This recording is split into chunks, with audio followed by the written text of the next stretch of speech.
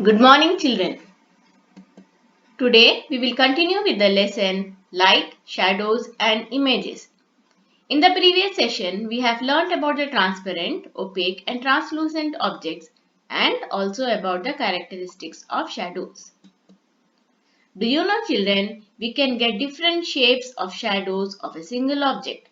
As we see here, the house is same, but its shadow keeps changing as the direction of the light falling on it changes. Because of the straight line path followed by the light rays, we can get different shaped shadows for a single object by changing its position. How does light travel? To know this, you can perform a simple experiment at home. Take a paper and make a roll of it. Light a candle and look at the flame of the candle through the paper roll. What do you observe? Yes, you can clearly see the flame of the candle. Now bend the paper roll and again try to look through it. This time you will not be able to see the light or the flame of the candle. It is because light from the candle cannot reach your eyes. This proves that light travels in a straight line.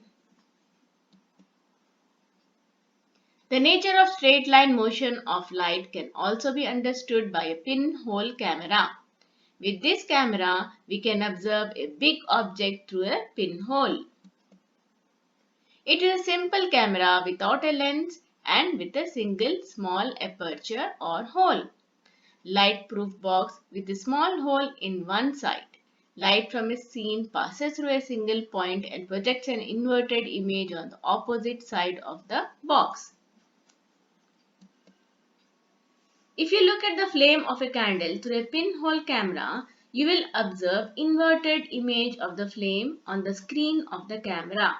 This is because the light from the candle travels straight in all directions from each point of the flame of the candle. But only the light coming in some particular direction can enter into the camera through its pinhole.